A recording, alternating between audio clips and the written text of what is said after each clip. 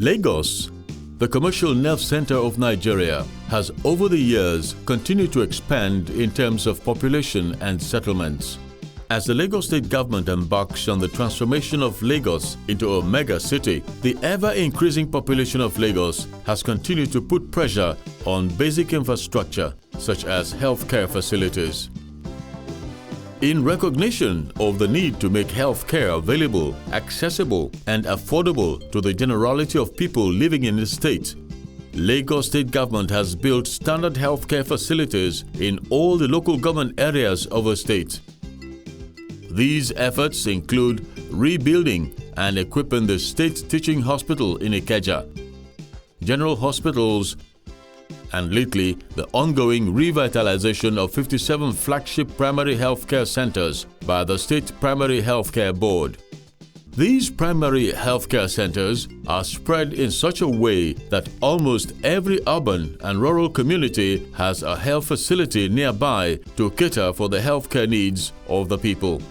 The community serves both Igbari, Ibukunolu, Anoluwapo, Bajulayi, and then some people even from Bariga area, also Ilaje also comes to this place, and we attend to every one of them.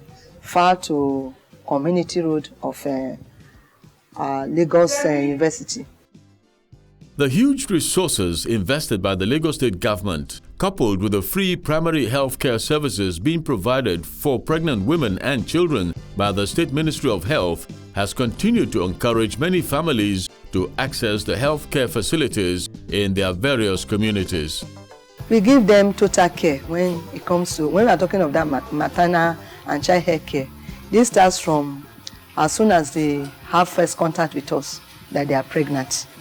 What we do to them is that we give them forms to go to any of the laboratory very close to their street or nearest to their house to do certain tests, such as their PCV check, their blood group, their genotype, as well as other necessary tests as needed in order to assist us to cater for them.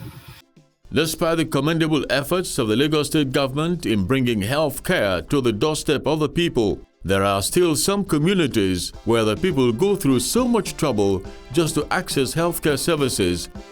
One of such communities is the Agoigun community in Bariga, a suburb of Lagos.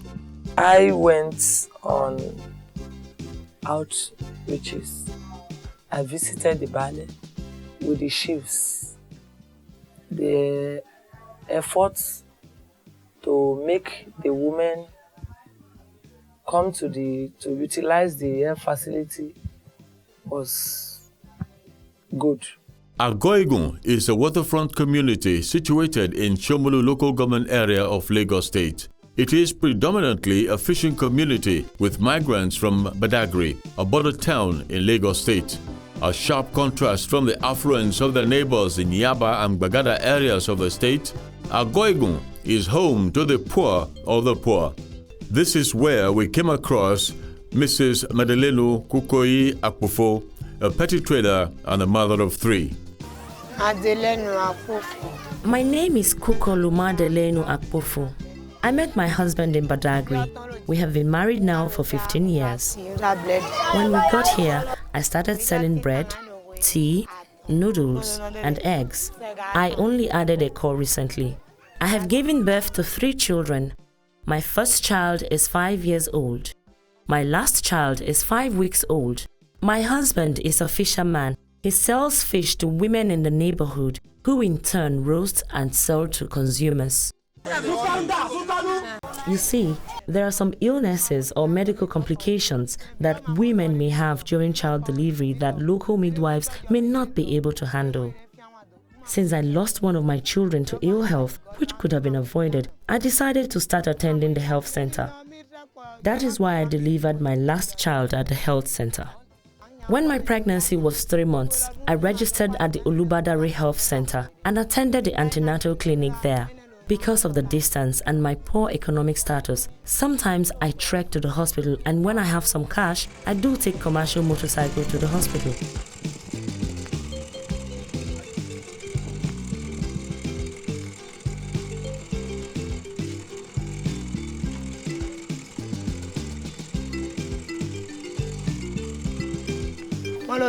When I was to deliver, I had to go all the way to Akoka Primary Health Center because the health center at Olubadari does not operate 24 hours. Most times, I find it difficult to pay for transport to the hospital and for some of the drugs. My husband does not earn much money from his fish trade. We are just struggling to feed the children and ourselves. Money is a challenge for us. I thank the government for all they have done and for the health center that they have provided. The only problem is that we find it difficult to transport ourselves to the hospital. The only way to get to the hospital is by commercial transport or by foot. The distance from here is about 2 kilometers.